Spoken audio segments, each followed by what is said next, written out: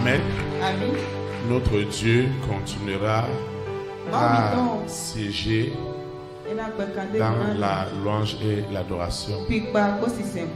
Et tout ce qu'il a besoin de toi et de moi ce soir, c'est que nous puissions tout simplement croire. Croire seulement. Croire seulement. Tout est possible à celui qui croit. Croire seulement.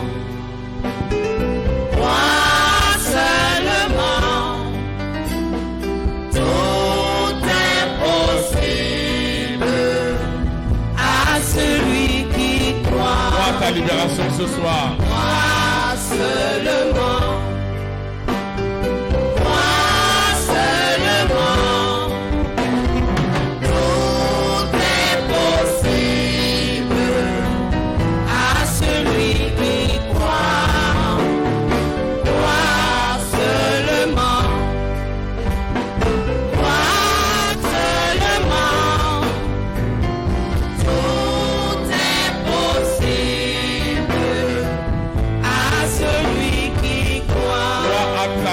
Ce soir, à ta guérison, seulement, tout est possible à celui qui croit. Crois seulement, crois seulement, tout est possible. Celui qui croit, ta grande destinée. Crois seulement. Crois seulement. Tout est possible à celui qui croit. Crois seulement. Crois seulement. Tout est possible à celui qui croit. Acclame le roi des rois, acclame le Seigneur des seigneurs, acclame Jésus de Nazareth. Vous pouvez vous asseoir dans sa présence, s'il vous plaît. Nous rendons une fois de plus de multiples actions de grâce à Dieu pour ce privilège qu'il m'accorde à toi et à moi de participer à ce moment d'instruction dans sa parole, à ce moment d'instruction dans chacune de nos vies. C'est l'occasion pour nous de souhaiter la bienvenue à tous ceux-là qui participent pour la première fois à un service dans cette vision, que ce soit en présentiel, que ce soit en ligne dans les nations. Nous ne pouvons que vous souhaiter la bienvenue, d'être connectés à la vision qui vous amène à expérimenter Dieu au quotidien. Nos souhaits de bienvenue vont aussi à l'endroit de tous nos visiteurs internationaux qui sont partis de très loin pour passer quelques temps avec nous à Pao au Bénin, en Afrique de l'Ouest. Nous ne pouvons que leur souhaiter la bienvenue dans notre beau pays, le Bénin.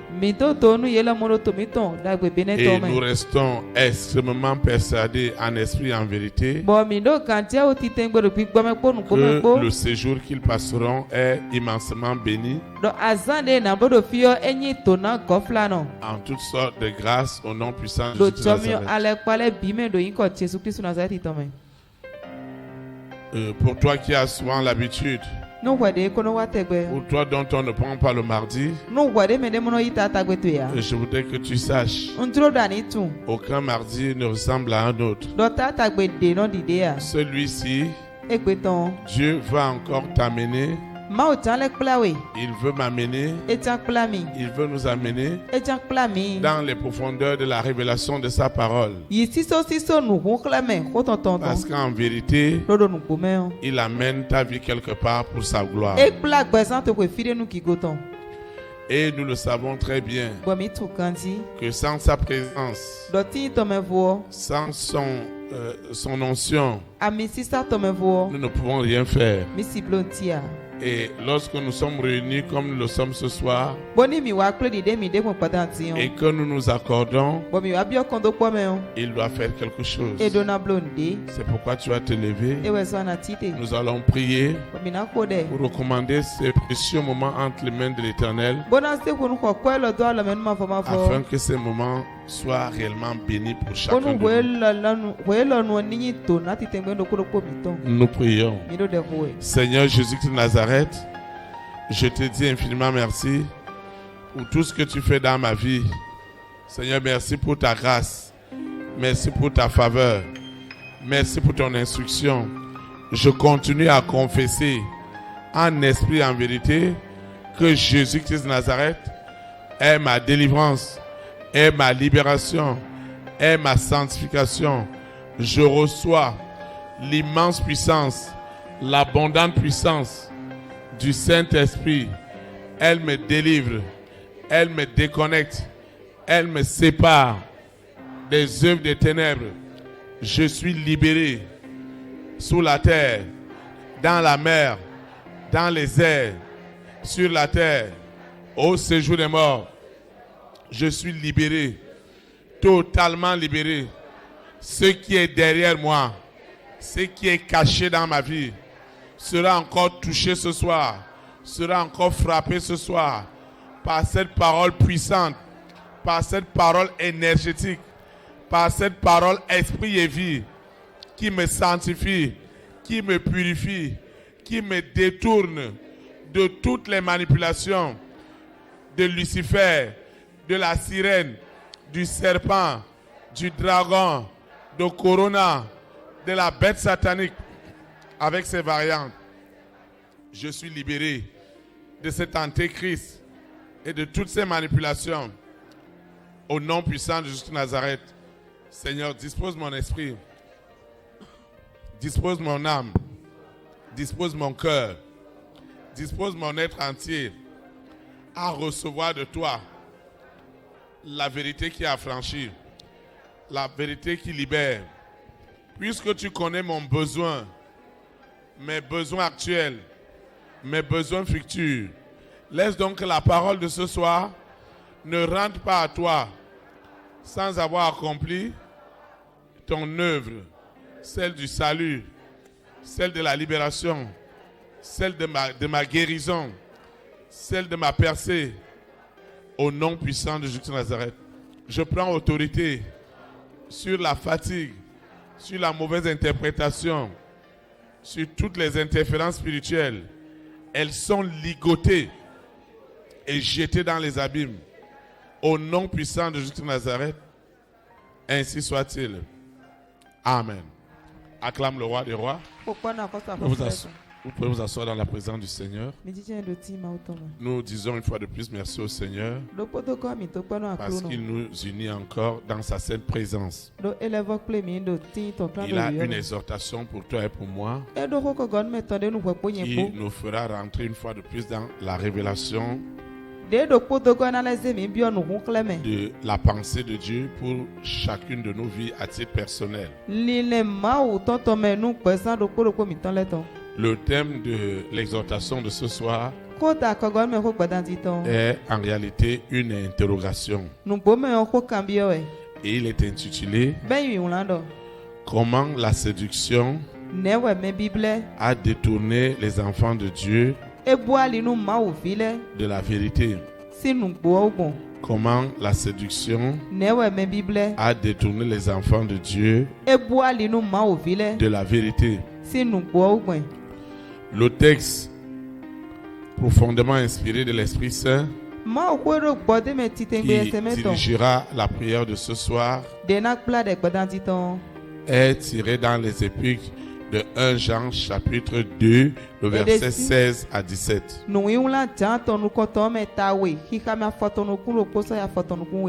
1 Jean chapitre 2 du verset 16 au verset 17.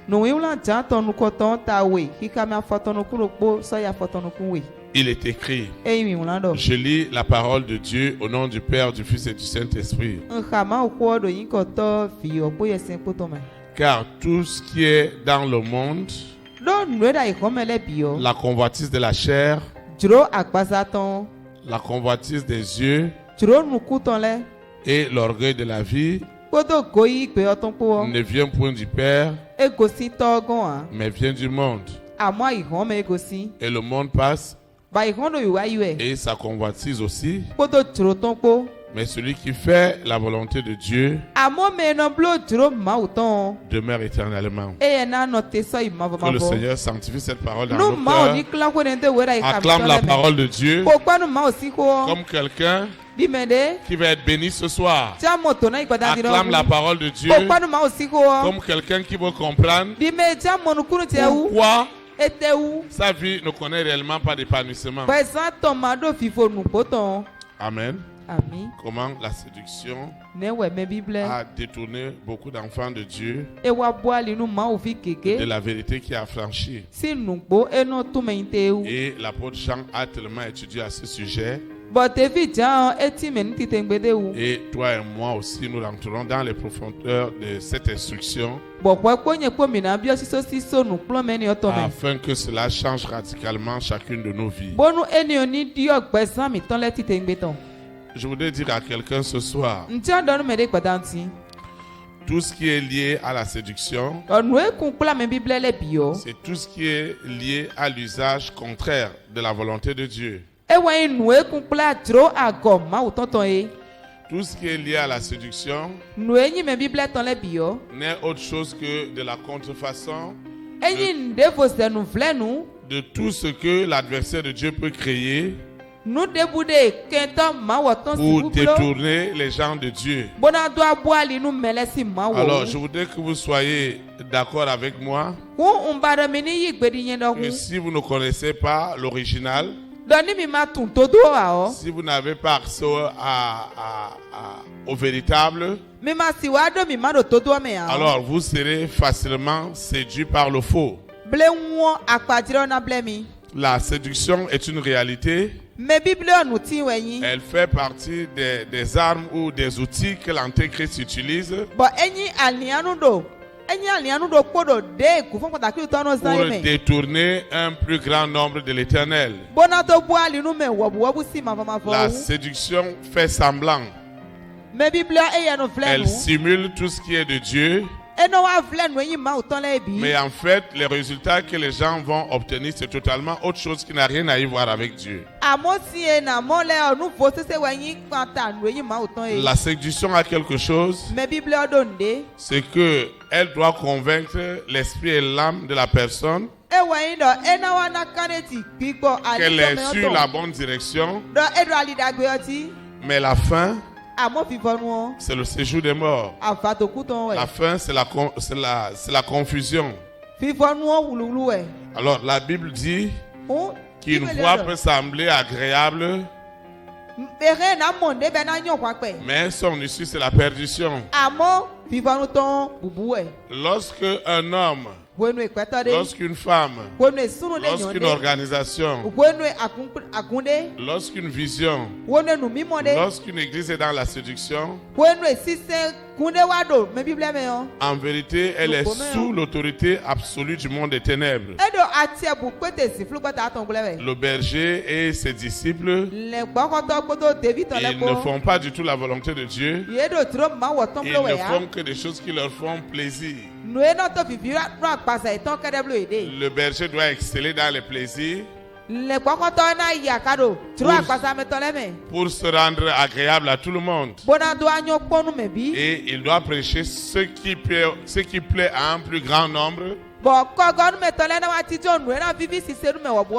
Et quand les gens arrivent, ils ont des sensations très fortes. Et ils croient même que c'est l'Esprit de Dieu qui les visite. Mais en fait, ça n'a rien à y voir avec l'Esprit de Dieu. Mais les gens sont vraiment tétanisés par les forces des ténèbres. Et la personne doit juste exhiber ce que la séduction est capable de produire. Vous savez que nous sommes à la fin des temps. Et l'Antéchrist doit tout faire pour produire vraiment les imitations des choses du ciel. Il va utiliser tous les moyens possibles. Mais ce soir, toi et moi, nous allons voir parmi plusieurs moyens de séduction. Nous allons voir quelques-uns ce soir et qui ont été très fondamentaux aussi dans ma vie et qui m'ont aidé vraiment à échapper à la pression de la séduction que Lucifer envoyait sur moi pour me détourner du véritable évangile. Dans le texte que nous avons lu dans 1 Jean, chapitre 2 du verset 16 au verset 17. La première chose que je vais voir avec toi ce soir, celui qui est sous la séduction,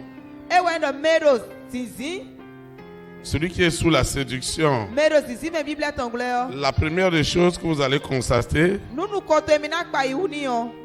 il a la convoitise de la chair. La convoitise de la chair, c'est quoi? La convoitise de la chair, c'est le fait que je veux adorer Dieu à ma manière. Je ne veux plus faire les choses selon l'instruction de Dieu, mais je voudrais le faire à ma manière afin de vouloir imposer Dieu de me donner ses résultats alors que moi je fais selon mon entendement. La convoitise de la chair, c'est que comme j'ai aussi vu quelqu'un faire, moi aussi je dis que je vais faire. La convoitise de la chair est une pression que l'Antéchrist met en quelqu'un. Une convoitise très forte. Un jour, alors que j'étais dans le monde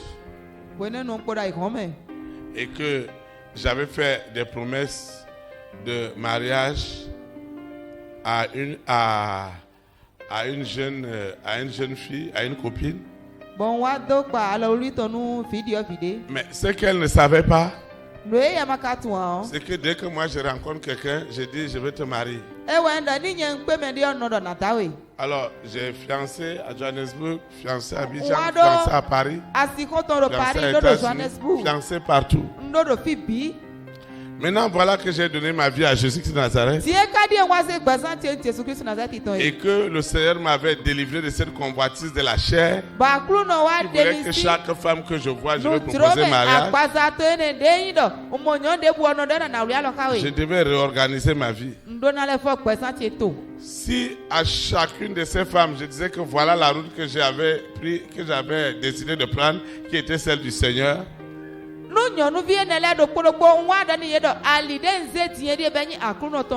d'autres lavaient totalement leurs mains, d'autres se sont éloignés de moi.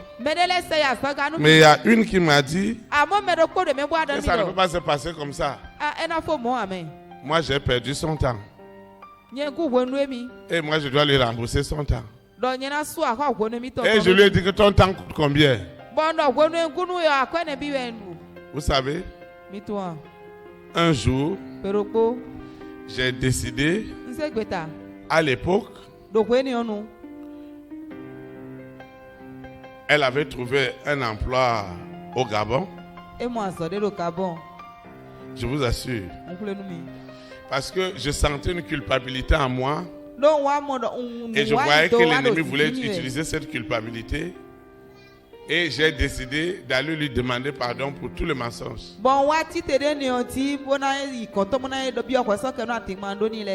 Nous avons la possibilité de prendre le visa à l'aéroport là-bas quand on quitte le Cameroun.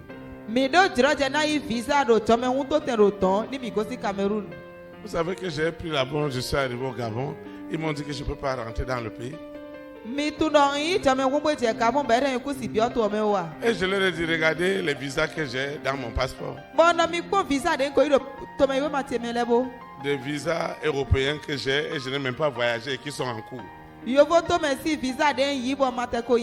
m'ont dit jamais. Je suis resté à l'aéroport jusqu'à ce que j'ai repris un autre vol dans la soirée. Je suis rentré. Finalement, j'ai oublié cette histoire. Mais un jour, elle l'a recherché, mais elle m'a tracé.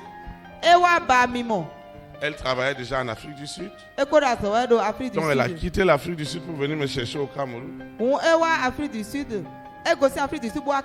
Et je ne sais pas quel pouvoir des ténèbres était en elle. Alors, elle m'a dit qu'elle voulait arriver là où je voulais. Je lui ai dit non, qu'on pouvait se rencontrer dans un grand hôtel dans la ville de Douala. Et on a pris un rendez-vous et je me suis retrouvé là-bas.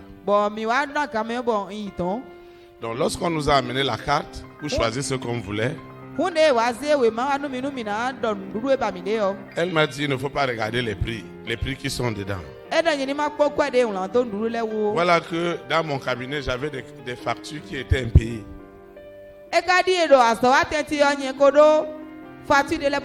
Et je lui ai dit ça. Que là où tu m'as amené, si moi je n'ai pas à prendre. Elle m'a dit non, il ne faut pas te gêner. Quand elle a ouvert son sac, j'ai vu les zéros. J'ai vu les dollars. J'ai dit, affaire de Jésus-Christ là. Le Seigneur n'a qu'à m'aider.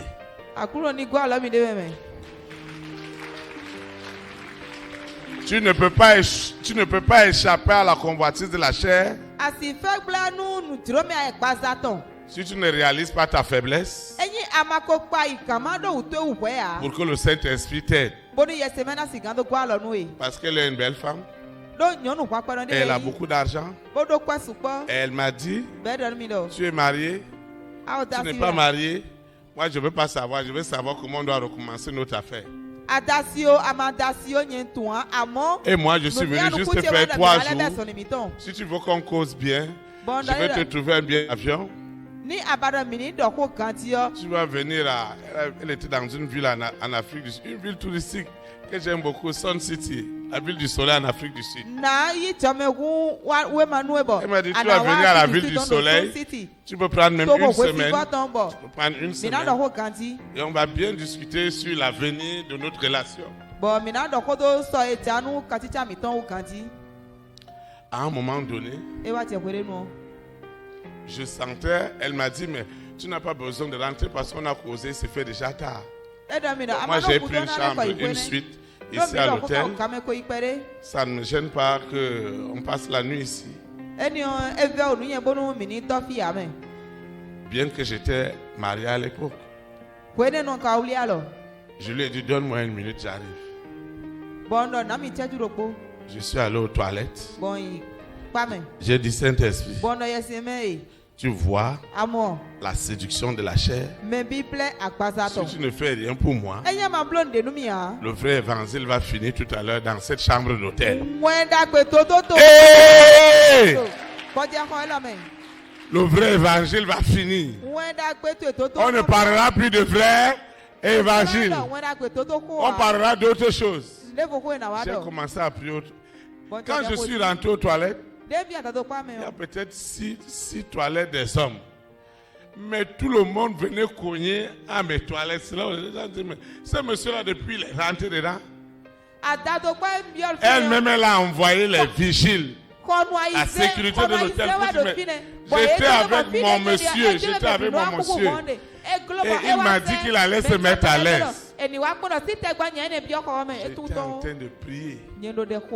Parce qu'elle me disait, même pour tes problèmes et autres, j'ai du travail pour toi. Affaire de Jésus là, affaire de ceci, vraiment. Je suis découragé. Je te reconnais même plus. Tu es devenu bizarre. Toi qui aimais des bons vins. Nous sommes en train de déjeuner et je te demande de choisir le vin que tu veux. Même si tu veux prendre un champagne, ça fait depuis on ne sait pas. Je vais t'offrir ça. Voilà que dans mon cabinet, j'ai des impayés. Et je vois les dollars. Je vois les euros. J'ai dit à Dieu, dans les toilettes de l'hôtel, si tu ne me fais pas grâce, vrai évangile, ça ne va plus exister. Et c'est comme ça que j'ai reçu un grand courage. J'ai reçu une grande force.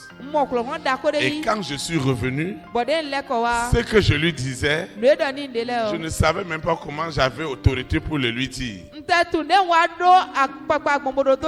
En réalité, je venais de réaliser la faiblesse de ma chair.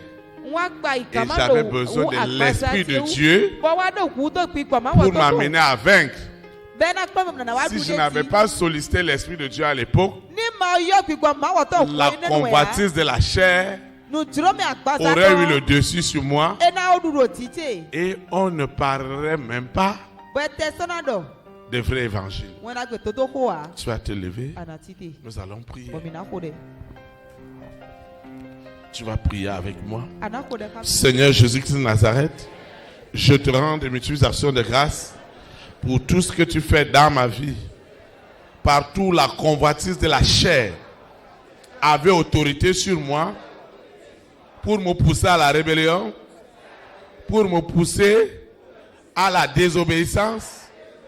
Ce soir, je reçois le pouvoir, l'autorité du Saint-Esprit et je proclame, quel que soit le pouvoir de la séduction, de la chair, de la convoitise, de la chair, le Saint-Esprit me donne l'autorité, me donne le pouvoir de résister à toutes ces séductions afin de faire la volonté de Dieu.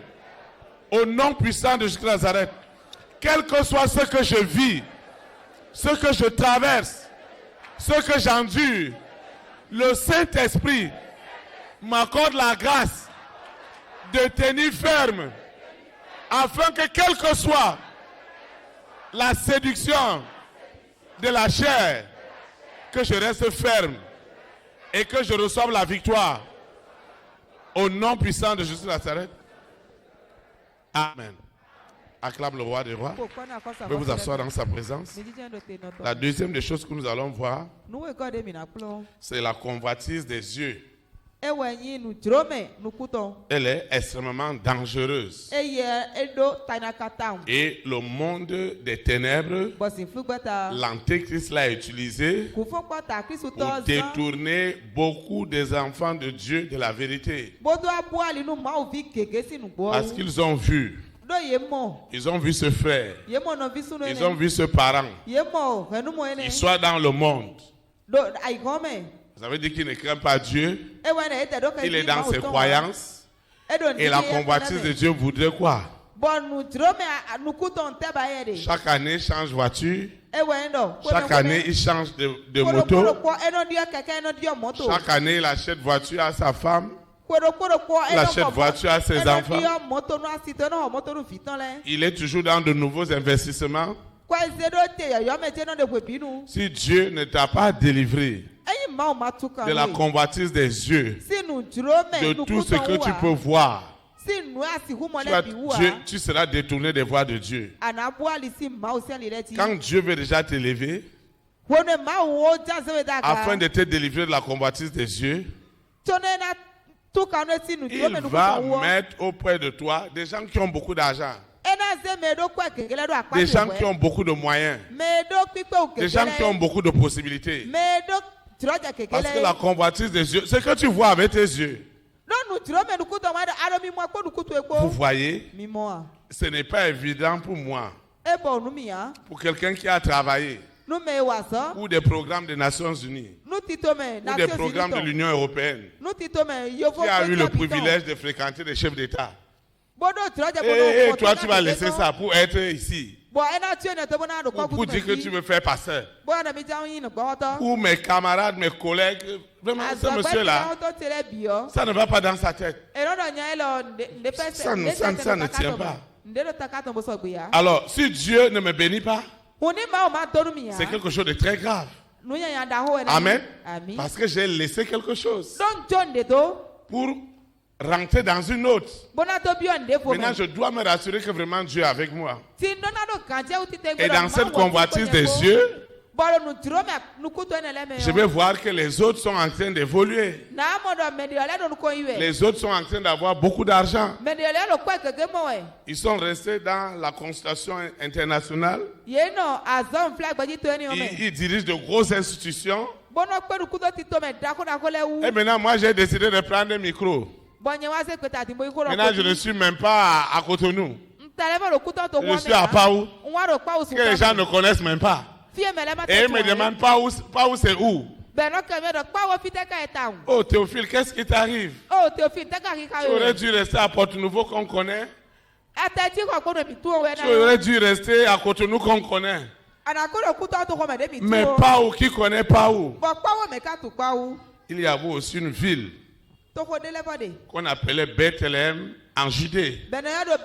Personne ne connaissait cette ville.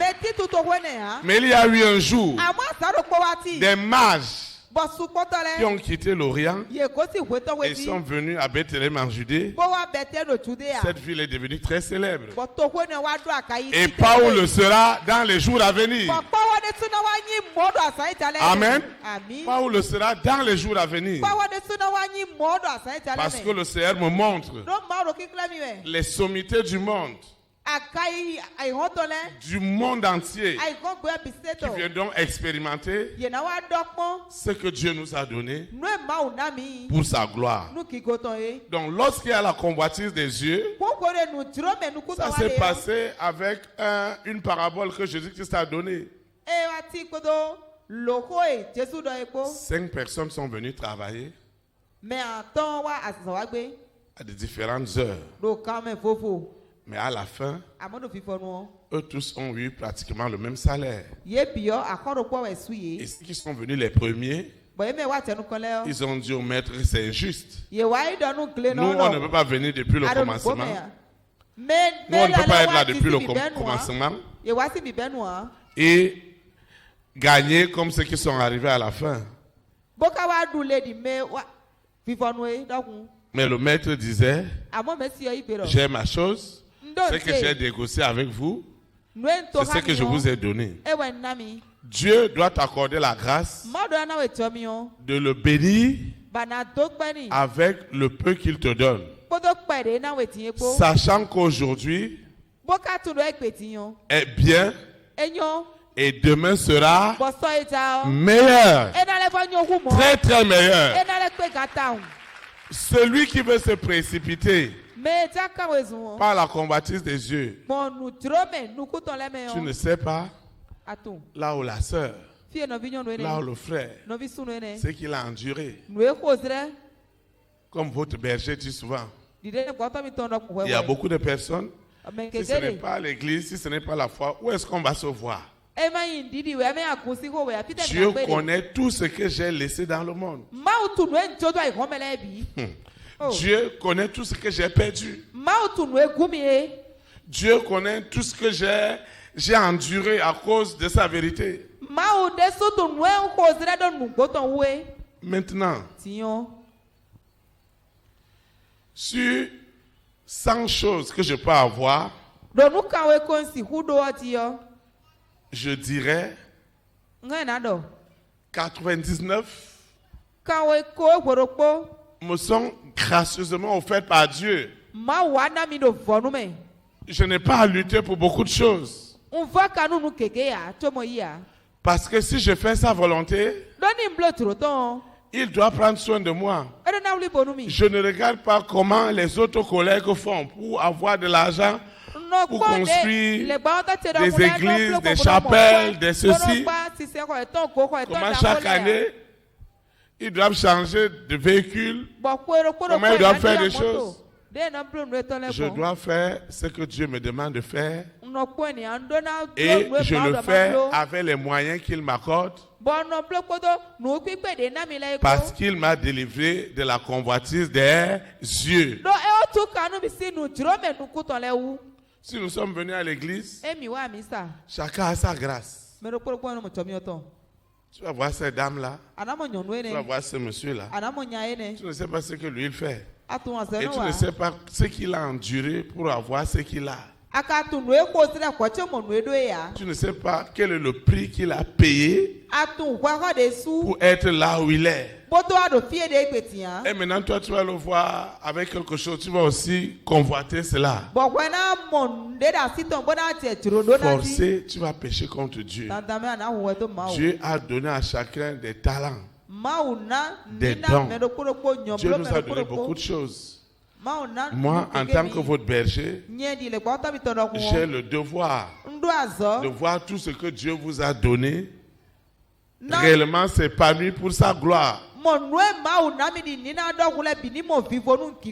Maintenant, vous voyez, si la convoitise des yeux est rentrée chez le berger, comme un frère m'expliquait, il lui a dit, mais comment toi tu étais dans cette église-là, tu as quitté l'église? Il m'a dit, que lui, il a invité son pasteur à venir inaugurer sa maison. Et il avait l'impression qu'au fur et à mesure que ce pasteur l'a rentré dans la maison, l'amertume gagnait son cœur.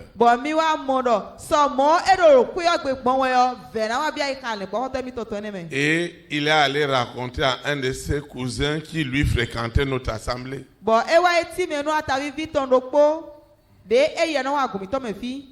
Et le cousin me racontait ce que son frère a vécu avec son leader. Et je lui ai dit, celui qui n'est pas libéré de la convoitise des yeux, la jalousie, des vices, beaucoup de choses vont rentrer en lui. Parce que tout ce qu'il voit, il va aussi vouloir le posséder. Mais il ne sait pas ce que celle-là s'est privée pour avoir ce qu'elle a. Amen. Et là où il y a la convoitise des yeux, la jalousie va régner, les disputes vont arriver, les racontages, les papatos vont rentrer, et la haine va rentrer. Tu vas voir un frère et les gens n'auront même pas le courage de témoigner. Parce que si le berger est rempli de la convoitise des yeux, comment une brebis va acheter moto? Il va prendre le micro pour dire que vous avez acheté moto. Est-ce que vous avez changé la moto de votre berger? Vous avez acheté frigo. Est-ce que vous avez acheté frigo à votre berger? En réalité, c'est l'esprit de convoitise des yeux qui est en train d'agir. Et quand Dieu veut te bénir, il ne peut pas te bénir sous l'influence de la convoitise des yeux. Parce que forcée, elle va t'amener à pécher. Celui au sel qui est délivré de la convoitise des yeux, ils béniront toujours l'Éternel pour ce que Dieu fait pour eux aujourd'hui. Et ils auront toujours l'espoir que demain sera meilleur. Tu vas te lever. Nous allons prier. Seigneur Jésus-Christ de Nazareth, je te rends de multiples actions de grâce pour tout ce que tu fais dans ma vie. Je te dis infiniment merci. Partout la famille des 6, la sirène, le serpent, le dragon, Corona, la bête satanique, avec ses variantes, m'oppressait par la convoitise des yeux. Le Saint-Esprit me délivre. Il délivre mon esprit, il délivre mon âme, il délivre mon corps de la convoitise des yeux. Ce n'est pas tout ce que je vois que je dois avoir. Saint-Esprit, accorde-moi cette grâce. Ne permets plus jamais que la convoitise des yeux vienne nuire à ta volonté dans ma vie. Au nom puissant de Jésus de Nazareth. Amen. Acclame le Saint-Esprit. Le dernier point que nous allons voir, c'est l'orgueil de la vie. Celui qui est sous l'influence de la séduction,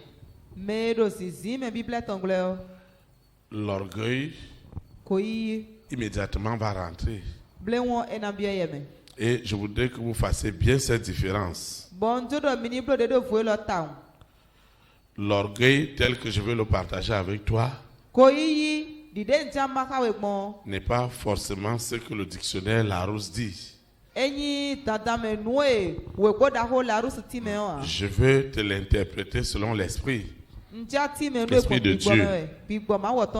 Je vais considérer l'orgueil de la vie, de vouloir faire les choses sans grandement impliquer l'Esprit de Dieu. L'orgueil, vouloir entreprendre sans permettre à l'Esprit de Dieu d'être la tête de tout ce que tu veux faire. Parce que la vie est faite de choix. Nous sommes appelés à avoir des choix, à prendre des directions dans nos vies. Et de toi-même, nous ne pouvons pas du tout.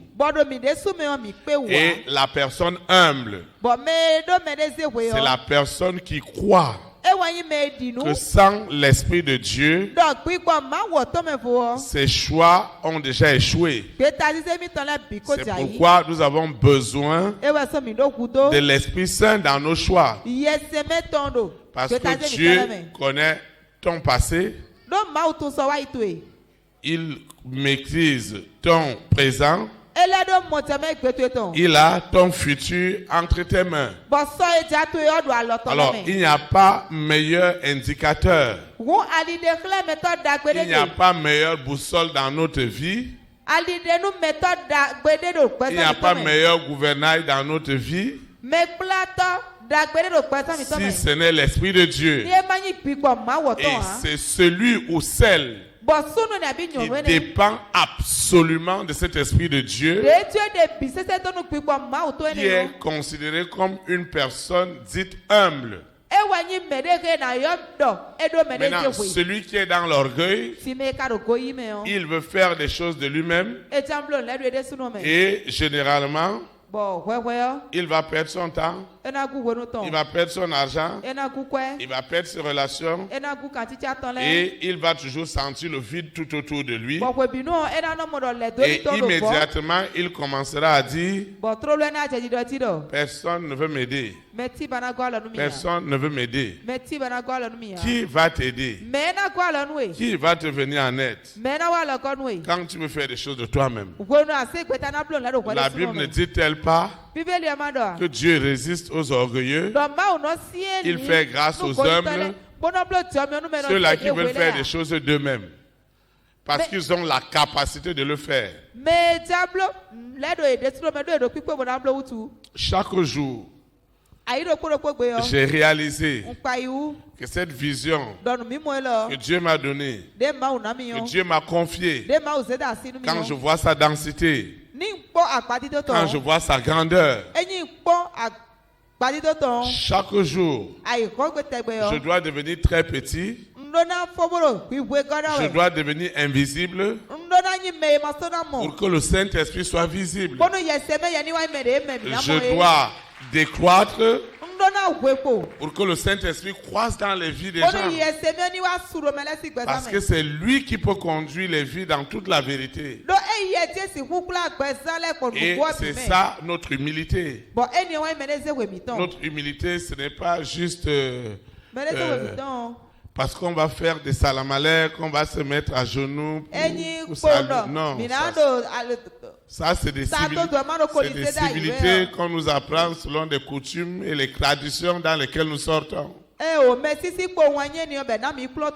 Mais l'humilité qui va ouvrir tes portes, qui te permettra d'avoir accès à ce que Dieu a préparé d'avance pour toi, c'est cette dépendance absolue à l'Esprit de Dieu. Et c'est ça qui explique ta présence ici ce soir. Parce que tu crois comme moi que si l'Esprit de Dieu ne fait rien pour toi, qui le fera? Si l'Esprit de Dieu ne bâtit cette maison, qui la bâtira? Si l'Esprit de Dieu ne finance cette œuvre, qui la financera? Si l'Esprit de Dieu ne pourvoit pas à tous les besoins de cette vision, qui pourvoira à ces besoins? Si l'Esprit de Dieu ne bénit pas les frères, les sœurs qui portent à cœur ce que nous sommes en train de faire, si l'Esprit de Dieu ne les bénit pas, qu'est-ce que nous deviendrons? C'est ça notre humilité. C'est que nous dépendons de quelque chose qui n'a rien à y voir avec notre capacité. C'est pourquoi ma bénédiction, c'est ta bénédiction. Ta bénédiction, c'est ma bénédiction. C'est la vérité. C'est ça notre humilité. Si Dieu n'ouvre pas ses portes, qui les ouvrira? Tu vas te lever. Nous allons prier. Seigneur Jésus-Christ de Nazareth, j'ai compris ce soir que tu résistes aux orgueilleux, aux orgueilleuses, et tu fais grâce aux humbles. Seigneur, je te demande pardon par tout l'orgueil avait gagné mon cœur à vouloir faire des choses de moi-même, par mon intelligence, par ma capacité. Très vite, ça m'a rattrapé. Ça m'a rattrapé. Je te demande pardon, Seigneur, et je reçois cette grâce, cette puissance, cette autorité du Saint-Esprit d'être délivré de toute forme d'orgueil, visible ou invisible, conscient ou inconscient. L'arbre de l'orgueil est déraciné dans ma vie. Seigneur, tu as vu comment l'orgueil de la vie a détourné tes enfants que nous sommes de la vérité. Et parfois, le mensonge est rentré et nous avons perdu beaucoup de choses. Seigneur, fais-moi grâce. Fais-moi grâce, Seigneur, de demeurer dans l'humilité qui précède la gloire. Et cette humilité ne sera pas seulement des lèvres, mais je reste convaincu, en esprit et en vérité. Si tu ne me bénis pas, qui me bénira, Seigneur? Si tu ne m'élèves pas, qui m'élèvera, Seigneur? Si tu ne fais pas prospérer ma vie, qui la fera prospérer? C'est ça mon humilité, de dépendre absolument de l'Esprit Saint. Parce que je suis convaincu que sans cet esprit, sans l'intervention de ce baptême de feu et de puissance, je ne serai jamais propulsé dans mes lieux élevés. Il en est de même pour les hommes et les femmes de ma grande destinée, les rois, les reines, les présidents, les premières dames, les hommes et les femmes de distinction. Seigneur, tu as trouvé de l'humilité au fond de leur cœur. C'est pourquoi tu les as élevés à ce niveau. Partout, la famille des 6 combattait cette humilité. Ce soir, comme moi, ils sont libérés. Au nom puissant de Jésus de Nazareth. Amen. Acclame le Saint-Esprit. Vous pouvez vous asseoir dans la présence de Dieu. Amen. Nous sommes arrivés au terme. Celui qui suit l'audio doit prier avec nous. Seigneur Jésus-Christ de Nazareth, je te rends de multiples actions de grâce parce que ce soir, j'ai eu la réponse à mon questionnement au sujet de la séduction qui détournait les enfants de Dieu de la vérité. Seigneur, j'ai compris l'influence de la convoitise de la chair. J'ai compris la pression de la convoitise des yeux. J'ai aussi compris comment l'Antéchrist a mené l'orgueil de la vie afin que je sois détourné de la vérité qui doit m'affranchir. Seigneur, je te dis merci parce que je continue à confesser que Jésus-Christ de Nazareth, né à Bethléem en Judée, est ma délivrance, est ma libération. Je reçois l'immense puissance, l'abondante puissance du Saint-Esprit. Elle me délivre, elle me déconnecte, elle me sépare des œuvres des ténèbres. Je suis libéré de cette convoitise de la chair. Je suis libéré de cette convoitise des yeux. Je suis libéré par la puissance du Saint-Esprit de l'orgueil de la vie. Au nom puissant de Jésus de Nazareth, à partir de ce soir, à partir de cet instant, le Saint-Esprit, par son baptême de feu et de puissance, me conditionne à marcher en esprit, en vérité.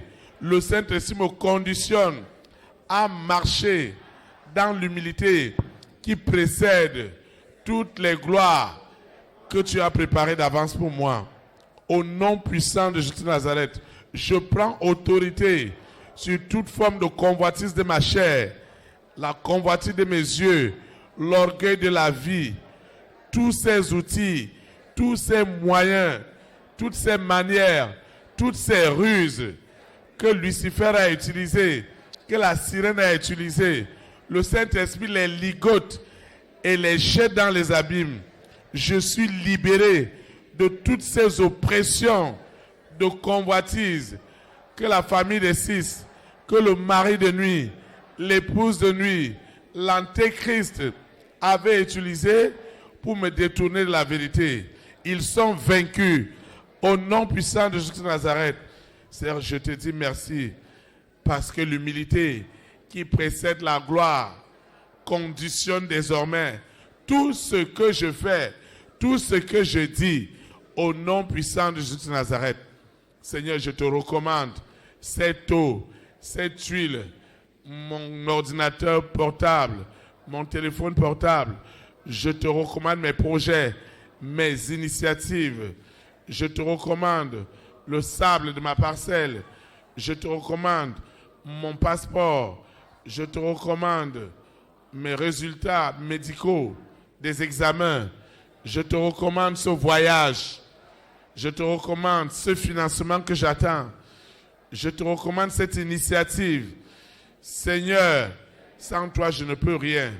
Je te recommande ces photos, ces libéralités, ces semences. Seigneur, je ne veux plus s'aimer et je ne s'aimerai plus jamais sur des terres arides. Chaque fois que je sème, la loi de la récolte doit être mon partage. Ce que j'ai élevé ce soir n'est plus ordinaire. L'onction, la puissance qui conditionne désormais ma vie par le Saint-Esprit a possédé cette eau, cette huile, ces libéralités, ces semences. Tout ce que j'ai élevé est puissamment conditionné par le Saint-Esprit. Au nom puissant de Jésus de Nazareth. Seigneur, tu le sais bien, parce que depuis le ventre de sa maman, depuis sa conception, Jésus-Christ de Nazareth né à Bethléem en Judée, était déjà conditionné par le Saint-Esprit. C'est pourquoi sa mission a été une réussite. Il en est ainsi pour ma vie, que je conditionne absolument au Saint-Esprit, afin que je ne me détourne jamais de la vérité qui m'a franchi. Au nom puissant de Jésus de Nazareth, Seigneur, je vais quitter ce lieu et jamais ta présence. Le Saint-Esprit qui m'a amené, il me ramène. Et les anges de l'Éternel camperont toujours autour de moi pour m'arracher de toutes les formes de séduction. Aujourd'hui et pour l'éternité, au nom puissant de Jésus de Nazareth. Amen. Élite pour Christ. Établis la souveraineté du Saint-Esprit dans les nations. Que le Saint-Esprit conditionne notre nation à son pouvoir. Au nom de Jésus de Nazareth. Shalom, shalom. Très très bonne soirée. Et à jeudi.